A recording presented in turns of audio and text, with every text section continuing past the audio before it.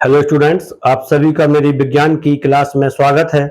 Students, आज हम मानव नेत्रों में पाए जाने वाले कुछ प्रमुख दोषों का अध्ययन करेंगे। मानव नेत्र में पाए जाने वाले कुछ प्रमुख दोषों में सबसे पहला दोष है निकट दृष्टि दोष।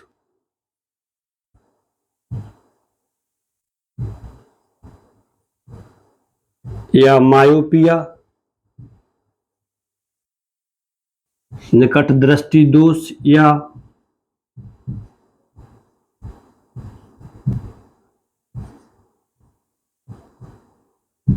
जिसे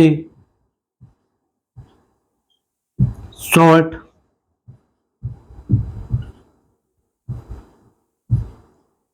साइटेडनेस भी कहते हैं। मानव नेत्रों में पाए जाने वाला एक दूसरा दोष है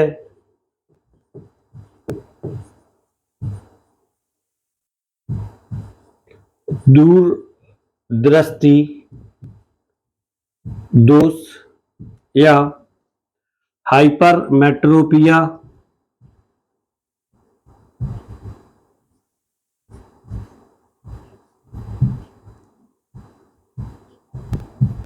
हाइपरमेट्रोपिया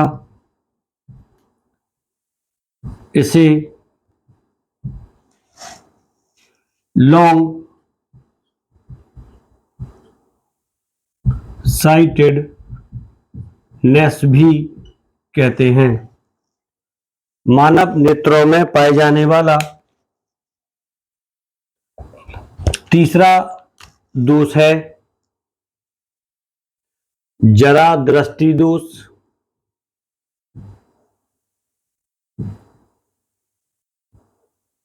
जरा से यहां पर मतलब होता है दुर्बल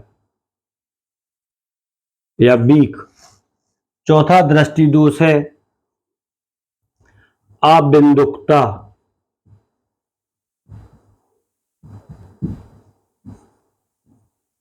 और पांचवा दोष है जो कि आनुवंशिक होता है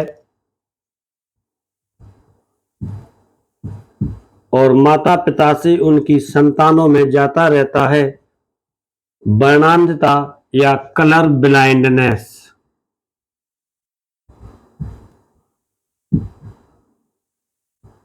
वर्णांधता या कलर ब्लाइंडनेस। तो अब हम सबसे पहले निकट दृष्टि दोष का अध्ययन करेंगे कि निकट दृष्टि दोष कब होता है, इसके कारण और निवारण कौन कौन से हैं। सबसे पहले हमारा टॉपिक आता है निकट दृष्टि दोष या मायोपिया। इस दृष्टि दोष का जैसा कि नाम दिया है निकट दृष्टि दोष, इसके नाम से बच्चे कंफ्यूज हो जाते हैं और इसके उत्तर में लिख देते हैं इस रोग से पीड़ित व्यक्ति को निकट की वस्तुएं स्पष्ट दिखाई नहीं देती हैं, जो कि गलत होता है। जबकि होता इसका उल्टा है। यदि निकट दृष्टि दोष है तब व्यक्ति को निकट की वस्तुएं साफ दिखाई देती हैं और यदि दूर दृष्टि दोष है तब व्यक्ति को दूर की वस्तुएं स्पष्ट दिखाई देती हैं। तो इसके आधार पर हम इसे निम्न प्रकार से परिभाषित कर सकते हैं। वह दृष्टि दोष जिससे पीड़ित व्यक्ति को निकट की वस्तुएं स्पष्ट दिखाई देती हैं। पीड़ित व्यक्ति को निकट की वस्तुएं स्पष्ट दिखाई देती हैं।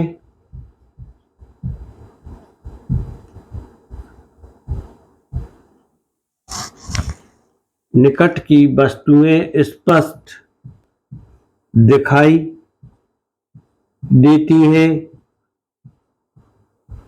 किंतु दूर की वस्तु अस्पष्ट दिखाई देती है, दूर की वस्तु अस्पष्ट दिखाई देती है, निकट दृष्टि दोष कहलाता है। क्वेश्चन आता है, यदि इसमें हमें निकट की वस्तु स्पष्ट दिखाई देती है तो इसे हम निकट दृष्टि दोष क्यों कहते हैं? दूर की वस्तु अस्पष्ट दिखाई देती है, निकट दृष्टि दोष कहलाता है। तो इस क्वेश्चन का आंसर जानने के लिए कि इसे निकट दृष्टि दोष क्यों कहते हैं, हम व्यक्ति को कब स्पष्ट दिखाई देता है इसके बारे में थोड़ा डिस्कस करेंगे। माना यह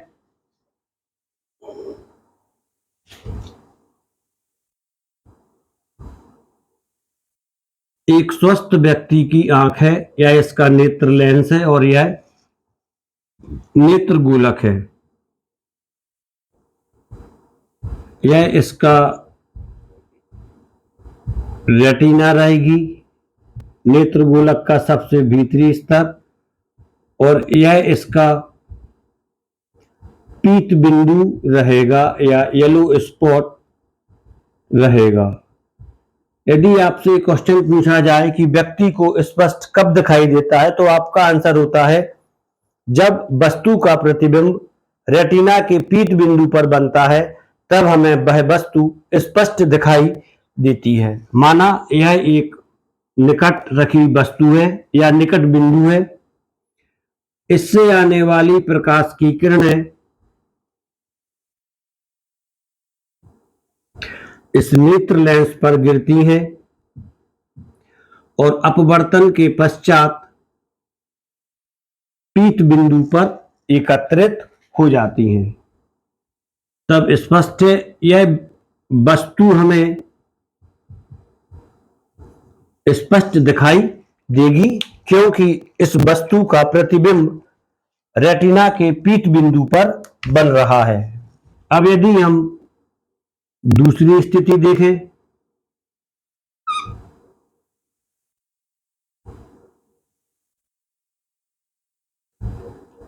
यह पीत बिंदु है,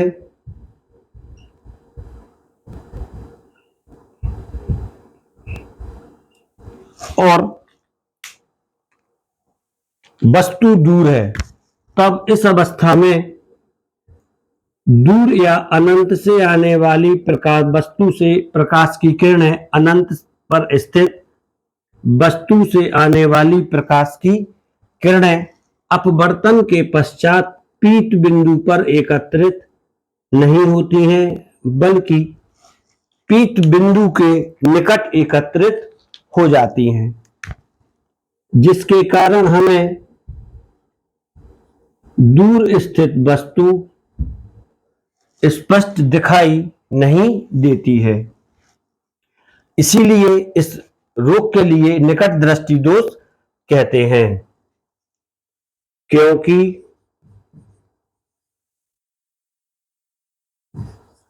इसमें दूर स्थित वस्तु से आने वाली किरणें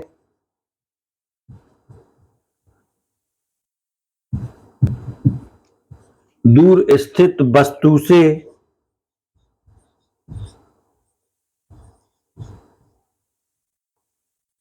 आने वाली किरणें वस्तु से आने वाली किरणें रेटिना के पास एकत्रित होती हैं,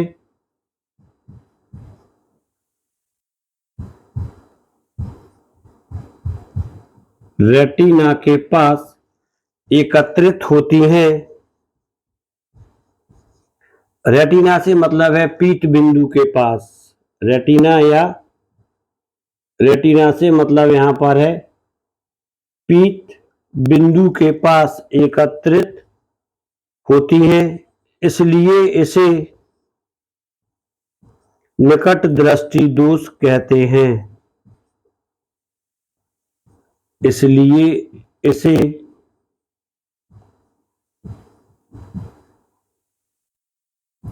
निकट दृष्टि दोष कहते हैं। यह इसका कारण था कि इसे हम निकट दृष्टि दोष क्यों कहते हैं। इसके बाद क्वेश्चन आता है कि आंखों में यह रोग क्यों उत्पन्न हो जाता है, अर्थात इसके कारण कौन से हैं। तब निकट दृष्टि दोष के प्रमुख कारण दो हैं। वो कारण हम इसी चित्र में आसानी से समझ सकते हैं।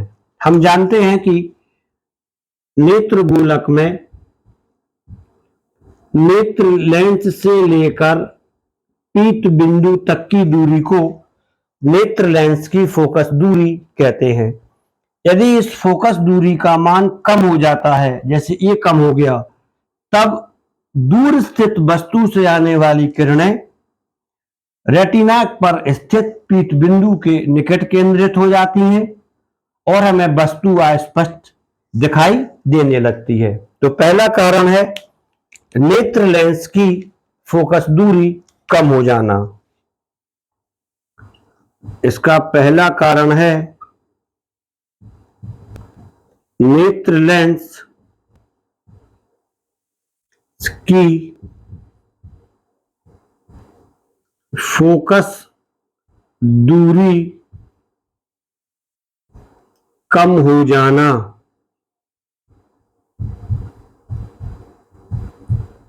इसके पश्चात इसका एक दूसरा कारण भी है। नेत्र लेंस की फोकस बिंदु नेत्र लेंस के फोकस बिंदु पर पीत बिंदु या येलो स्पॉट होता है। यदि किसी कारण से इस नेत्र गोलक का व्यास बढ़ जाता है, जैसा कि मैंने ब्लैक डॉट से बताया है, तब यह पीत बिंदु पीछे की ओर चला जाता है और दूर से आने वाली किरणें पीत बिंदु पर एकत्रित नहीं हो पाती हैं। उस अवस्था में भी यह रोग उत्पन्न हो जाता है। तो इसका दूसरा कारण होता है नेत्र गोलक का व्यास बढ़ जाना, जिसके कारण पीत बिंदु पीछे पहुंच जाता है और दूर स्थित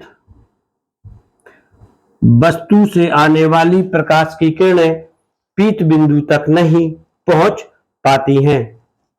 ये दोनों मुख्य कारण थे, किंतु इसके अलावा इसमें एक कारण और होता है, उसको हम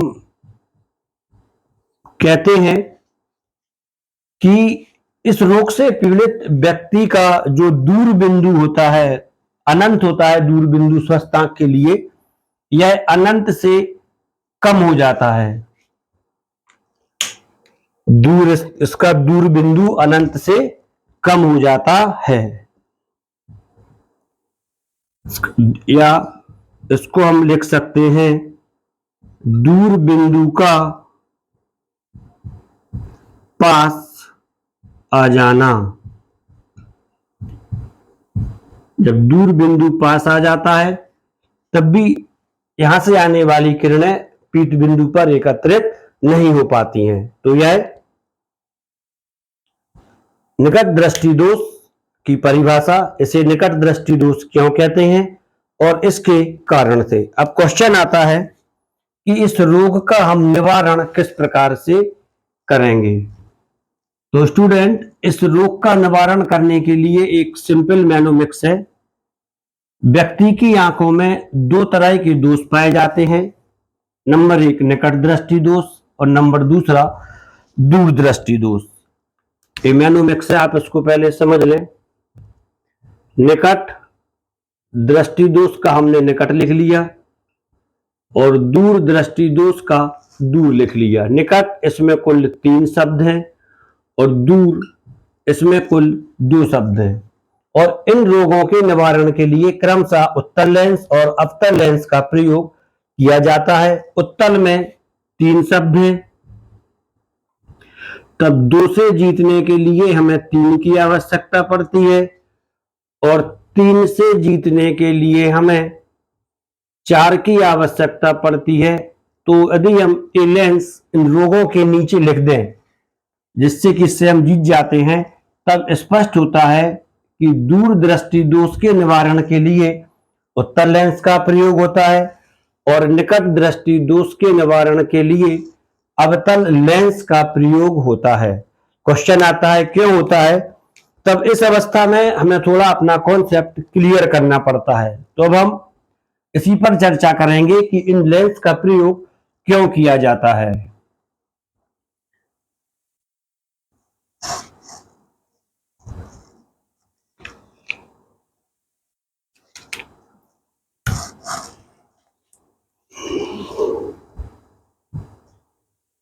निवारण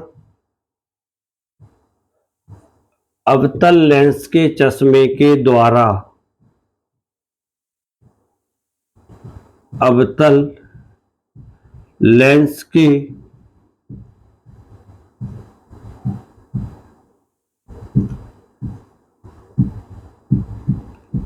चश्मे द्वारा, माना यह आंख है और यह नेत्र लेंस है, रेटिना और पीत बिंदु, इसके आगे हमें अवतल लेंस का चश्मा लगाना है। यह लेंस अवतल लेंस है। अवतल लेंस किनारों पर मोटा और बीच में पतला होता है। तब दूर स्थित वस्तु से आने वाली प्रकाश की किरणें पहले अवतल लेंस पर पड़ती हैं। अवतल लेंस इन किरणों को अपने आधार की ओर मोड़ देता है और उसके पश्चात ये किरणें रेटिना के पीत बिंदु पर मिल जाती हैं, तो हमें वस्तु का स्पष्ट प्रतिबिंब दिखाई देने लगता है। ऐसा इसलिए होता है कि जब ये किरणों को मोड़ता है तब ये किरणें नेत्र के लिए दूर से आती हुई प्रतीत ना होकर पास से आती हुई प्रतीत होती हैं और दूर की किरणें हमें कहां से दिखाई देती हैं कि ये किरणें पास से आ रही हैं और पास स्थित वस्तु के लिए हमारी आंख सही कार्य करती है और हमें दूर स्थित वस्तु स्पष्ट दिखाई देने लगती है। यदि आप यह नहीं लिख पाते हैं तब आप इसको इतना मत लिखें और यही लिख दें कि अवतल लेंस के चश्मे के द्वारा अवतल लेंस दूर से आने वाली किरणों का प्रतिबिंब रेटिना के पीत बिंदु पर बना देता है, क्योंकि अवतल लेंस दूर स्थित वस्तु की किरणों का प्रतिबिंब अवतल लेंस किरणों का प्रतिबिंब रेटिना पर बना देता है अपवर्तन के द्वारा। तो यह इसका निवारण था। वास्तव में होता क्या है कि अवतल लेंस दूर स्थित वस्तु का प्रतिबिंब पास में बना देता है। यह वस्तु का प्रतिबिंब होता है और वस्तु हमें दूर की बजाय पास में दिखाई देती है, जिसे हमारी आंखें स्पष्ट रूप से देख लेती हैं। तो स्टूडेंट्स, यह निकट दृष्टि दोष का निवारण कारण वगैरह था। आशा है आपकी समझ में आ गया होगा। Thank you.